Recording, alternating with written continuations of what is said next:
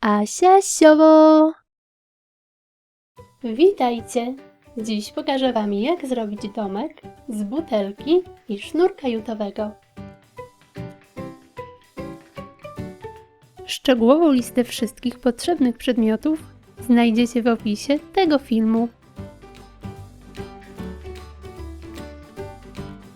Sklejam ze sobą 5 kół tekturowych o średnicy około 18-20 cm.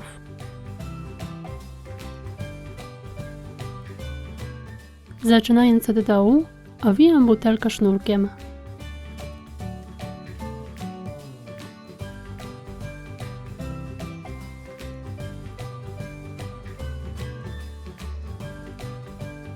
Zmieniam kolor sznurka i kontynuuję owijanie. Szyjkę też owijam ciemniejszym sznurkiem. W tekturze robię otwór na butelkę.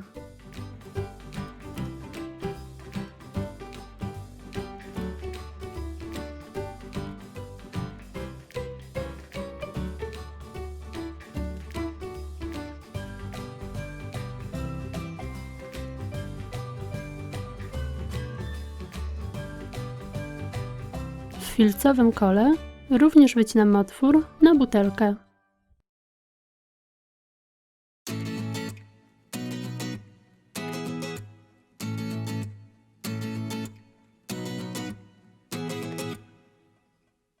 Obklejam brzeg podstawy filcem.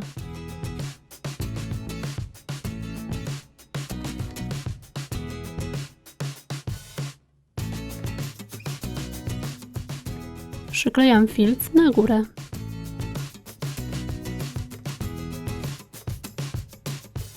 Do otworu nakładam klej. Mocuję butelkę. Ze sznurka składam kawałki po około 25 cm. Rozcinam końce.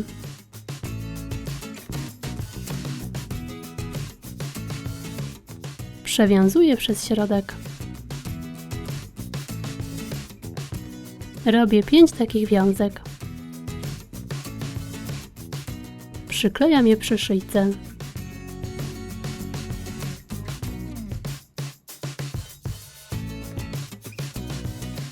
Owijam sznurkiem.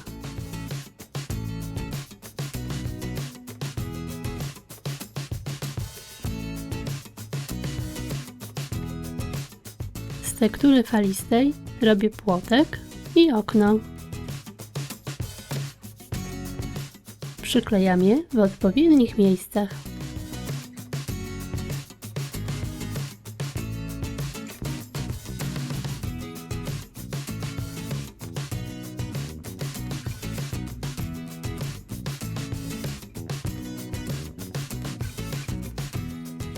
Do filcu mocuję sztuczne kwiaty.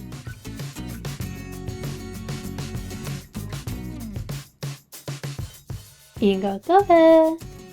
Taki domek będzie fajną dekoracją do postawienia na przykład na biurku. Butelkę możecie oczywiście owinąć jednym, 2 bądź kilkoma kolorami sznurka. Na dziś to tyle. Pozdrawiam! Pa, pa!